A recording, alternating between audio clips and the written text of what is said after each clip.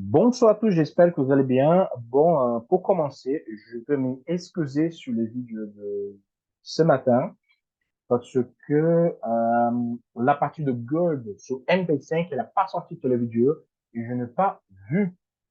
Merci à celui-là qui m'a envoyé le message qui m'a dit qu'il y a eu ce problème. Je vous promets, ce problème ne va plus jamais s'arriver. OK, en fait, le changement d'écran, ça n'a pas fonctionné. Je suis vraiment désolé. Bon, on commence pour l'analyse de mardi. Nous avons les confiances des consommateurs à 16 heures et nous avons le discours de Madame Lagarde à 17 heures. Pour demain, c'est une journée plutôt calme. Okay? Sur le marché, ça va être un peu comme aujourd'hui. Bah, 0,5% positif, 0,5% négatif, c'est le début de la semaine. Mais par contre, à partir de mercredi, ça va envoyer parce que nous avons des résultats qui sont très importants qui tombent de cette semaine. Donc aujourd'hui, c'est plutôt, bon, demain, pardon, c'est plutôt une journée plutôt calme. Bon, je passe directement sur TradingView pour vous donner la partie de Nasdaq. Notre trade de Nasdaq, elle est super bien fonctionné. Pour ceux-là qui ont été attentifs aux vidéos, j'ai été ici quand j'ai envoyé les messages, quand je fais les vidéos enfin. Après, il a évolué un petit peu. Je dis, s'il fait un pullback, je rentre en position et c'est exactement ça qu'il a fait. Il est venu toucher. Bon, buy limit d'option 50. Après, il est parti. Il a fait un take d'un niveau, take d'un niveau. Moi, mon objectif, ça fait ici à 16 100. Je vous explique pourquoi. Pardon. OK, sur la division ici qui existe, okay, hop, le 16 100 il était là, donc c'est pour ça que je mis ces proportions. OK? La position, il tourne encore, mais pour ceux-là qui ont fait un fait des deux niveaux, ça s'est passé super bien. Et en fait, le planning, comme moi je dis, ça a super bien passé. OK? Donc là, le vidéo, il était ici. Hop, pullback, je rentre en position. Le stop loss, le dernier plus bas. Et là, il fait take des 1 et take des 2. C'était un bel fake, OK? Même un petit peu plus. Donc, vous avez les temps de réflexion. Ça fait presque une heure de réflexion. 18 heures jusqu'à 19 heures, une heure pour faire votre réflexion et clôture de votre position. OK? Donc, c'est super bien passé. Pour demain, c'est la même dynamique. OK? Inférieur à 950, je ne fais rien. S'il me vient travailler vers le bas, il est casse encore une fois vers le haut. Le 15 950, je rentre au bas. Je ne vends pas. OK? Mon point de vente, c'est inférieur à 15 650. Là, je peux vendre. Mais dans cette zone-là, non. Parce que la tendance est hyper haussière et je ne fais pas. Ce que vous pouvez faire pour ceux-là qui sont plus agressifs, c'est ça. À la casse de 15 000, 15 800, voilà, 15 897, ok, donc 15 890, comme vous voudrez, vous pouvez faire en vente jusqu'à 15 700 ou 15 800, comme vous voudrez. Moi, je ne rentre pas. Moi, mon point de vente, c'est inférieur à 15 650. Avant ça, je ne fais rien.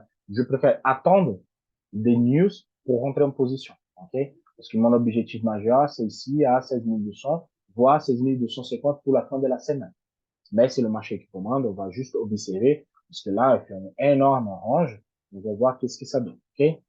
Le Dow Jones. Bon, le Dow Jones, pour ceux-là qui ont profité, il était dans les rangs, j'avais rien fait. Pardon. Le moment où je fais l'analyse le matin, on était ici. OK? Donc, qu'est-ce que je fais? Bon, dès que l'ouverture elle était là, si vous faites Canada référence dans un autre, en fait, ça vous donne un trade. Mais c'était pas le but.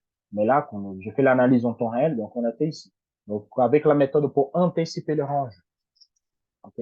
Donc, j'ai pris les deux zones, j'ai tracé le plus haut et le plus bas, et j'ai fait casse vers le haut avec des deux niveaux, et casse vers le bas. Bon, on a la marge. Pour le Dow Jones, nous avons la marge de retournement, parce que sur l'hebdomadaire, je suis sur mon niveau 2 de confiance. Mais, comme j'ai expliqué hier, comme elle a fait cette mèche, il est recassé vers le haut, le 35 à 335 ou 340 comme vous voulez. Je suis plutôt acheteur jusqu'à minimum 35 650. Minimum. Okay? Donc là, on va attendre le résultat des annonces pour ça. Il y a des astuces que moi, je vais vous montrer dans la formation de la méthode. Je vais passer juste en zoom pour vous expliquer sur le range rapidement comment éviter les stop loss. Vous voyez, il y a un faux cassure ici. Pour éviter les faux cassures, regardez, il y a un plus haut, plus bas. Vous tracez le range. OK? Il y a une focacture. Vous prenez ici la focacture, là, OK? Vous mesurez. J'ai fait sur mon vidéo antérieure, je montrais cette explication. Et vous placez vers le bas. Vous placez vers le bas. Quand vous mesurez ici, ça donne parfait. Donc, ça vous évite des stop loss bêtes. OK? Comme ça, si vous rentrez en position, vous savez que votre stop loss est plus bas que celui-là. Ça évite des problèmes. OK? C'est juste une explication rapide, mais vous inquiétez pas sur le vidéo complet de la méthode. Je vais expliquer cette petite technique. Moi, je montrais ça sur les gold en temps réel. Donc, pour demain, c'est simple. C'est le MECAS ici, le 35 1280, 1280, c'est bon, celle. Vous pouvez mesurer cette paille-là, tech de 1 et voir en tech de 2. Comme la tendance elle est forte haussière, si le MECAS ici est de 35 380, moi je peux faire un bail. La même chose, tech d'un niveau, tech de 2 niveaux. Et là, hop, vous pouvez, les techs de 2 niveaux, ça donne à peu près à 50%. Non, ça donne moins. Non. Tech de 2 niveaux, c'est largement suffisant vers la haut ou vers le bas. Ok, ça dépend de où le marché il va donner la direction. Mais comme c'est un gigantesque orange entre là et là, donc vous pouvez utiliser parfaitement cette technique. Okay? Qu'on sorte orange vers le haut et vers le bas. Attention avec le petit focus vers le haut et vers le bas. Attendez que ça casse vraiment. Casse, petit plus bas qui vous rentrez sur le plus bas. Le DAX. Le DAX, il est encore sur sa formation de main. Okay? Par contre, il inquiète un petit peu. Inquiète dans la configuration qui, s'il vient tester les 15 900, et c'est ça que je souhaite, s'il teste les 15 900, comme il a fait la semaine dernière, il le repasse vers le haut, c'est magnifique, on rentre bas. Par contre, si une clôture inférieure à 15 900, ou même il dépasse les 15 900, je peux rentrer à l'avant. C'est mon point de retournement. Oui, c'est vraiment mon point de retournement. Mais, comme le marché, il est fou haussière, c'est possible que cette semaine, comme vous dites, pour voir un chandelier négatif, mais je garde un bail quand même. Okay? Je garde un bail. Supérieur à 15 900, c'est toujours de bail. Inférieur à celui-là, je peux continuer à faire des ventes. J'y avais en Fibonacci, voilà. Il y a eu 100% de l'expansion qu'on a fait. Et on est proche de 161 et tremblement de gaz. C'est exactement pour ça que moi, je garde mon billet haussier. Il y a ce comblement de gap, et moi, j'attends ce comblement. OK? Donc, nous sommes plus proches de 161. OK? Là, c'est juste qu'on a la résistance majeure ici, à 16 055. Il faut qu'il casse 16 055. Comme ça, comblement de gap, sur 61 des Fibo, et à partir de là, on verra qu'est-ce que le marché nous réserve. Sur 15 minutes, pour le prendre en trade de demain. Voilà. Pareil comme j'ai mesuré, il y a eu ici, je dis que moi, je rentre pas sur ce type de pullback, ok? Moi, je rentre pas. Vraiment, il faut qu'il casse et tout de suite qu'il fait le pullback et là, je peux rentrer. Donc, je fais rien sur le DAX. Quand même, j'ai ma position qui tourne de plus de 15 000, voire 14 000 quelques. Donc, pour moi, pour demain, j'attends quoi? 15 900, petit travail des zones, Canada référence zone neutre, je rentre mal. En fait, c'est ça. Et moi, je vais observer carrément, je vais vraiment observer la zone de 15 900. C'est ma zone majeure et c'est la zone qu'à partir de là, si ça casse son retournement. Pour l'instant, je garde le billet positif. Okay? Je garde vraiment mon billet positif là-dessus. Je vais attendre cette zone et après je fais un canal de référence zone 9. Je vous montre ça, pardon, sur le canal Telegram. Je vous envoie le capture d'écran pour voir conforme l'évolution de marché. On passe sur les gold. Il est gold maintenant. J'y vais sur MT5. Là, je vais faire le changement correct. Comme ça, vous allez le changement correct. J'espère que vous voyez vraiment le MT5 sur TradingView. Et là, on a un chat OSD et moi, je vous montre le hebdomadaire. Regardez, notre zone de 2007, c'est la zone majeure que moi j'ai dit hier. Inférieure, c'est là on pouvait vendre et supérieur, on pouvait acheter. Quand même, la tendance, elle continue haussière à 19,93. Supérieur, c'est la baille. Inférieur, c'est la vente. Le point de retournement pour moi ici, c'est 19,93. Okay? Cette casse-là, ça veut dire qu'on vient sur 19,65. Pour l'instant, je garde le billet haussière.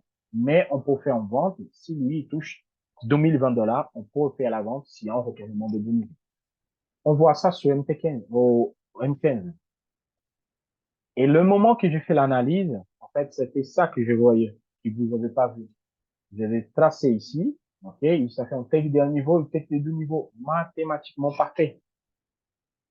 Et à partir de là, vous pouvez faire quoi? Il y a un range ici. Vous prenez le plus haut et le plus bas. OK? Par contre, là, il y a la petite astuce qui, moi, je parle toujours. J'ai marqué ici en violet les 2007 parce que celui-là, c'est le 50% de hebdomadaire que je vais vous montrer tout à l'heure. Inférieur celui-là, on pouvait vendre. Je vais grandir parce que ici, sur 15 minutes, ça fait un trade. Supérieur, ça fait un trade. Inférieur, ça fait un trade. C'est pour ça que je marque exactement comme ceci. Et voilà. Marcation pour demain. OK. C'est là. Et je garde la zone de 2007. Je garde carrément la zone de 2007. Donc, attention avec le petit bout. Je vais mesurer encore une fois.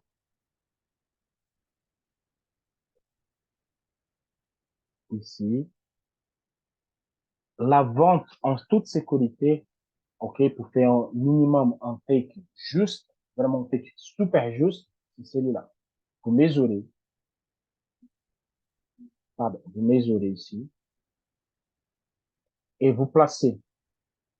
C'est le mécasse take de un niveau, take de deux niveaux. Ça veut dire que le chandelier hebdomadaire, il est pas son négatif. Attention avec ça, OK? Mais c'est un trade très juste. Ne prenez pas take de 1 ou take de 2 parce que ça va pas aller. Prenez justement un simple take de 2007 à 2002, 2002 à 2000, maximum, 2019, 98, maximum. Pas plus. C'est un trade ici, c'est largement suffisant. Pour les plus agressifs, 2007, pour les plus conservateurs, 2005. La question de buy.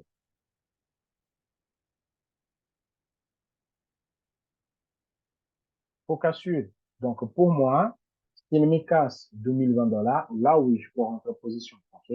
Je peux rentrer en position. Par contre, ce qui c'est valable vers le bas, c'est valable vers le haut. Un take jusqu'à 2024 et un take à 2029 maximum. Pourquoi 2029 maximum? Parce qu'il faut faire attention à la mèche. Regardez, 2029, ça donne à peu près la besoin supérieure ici, cette mèche-là. Donc, tout ce qui c'est supérieur à 2020 $, c'est très dangereux pour rentrer. Pourquoi? Le marché, il a pas, il revient. Il part, il revient. Donc, c'est pour ça que le trade ici, vous pouvez rentrer en bas. Oui, mais il faut faire attention. Justement pour ces détails. Regardez des mèches qui se forment. Donc, c'est un point de retournement. Si elle me touche 2020 et retourne de nouveau, je suis plutôt vendeur qu'acheteur. À ce niveau-là, mon niveau de confiance, je commence à penser moins en buy et plutôt à l'avant. Mais il faut attendre demain. Si demain il fait un 2020 $ et après je vois que ça commence à retourner, j'enlève cette ligne et là je fais canal de référence honnête et je rentre à l'avant. OK? Parce que mon niveau de confiance à l'avant ici, c'est plutôt plus fort que des achats.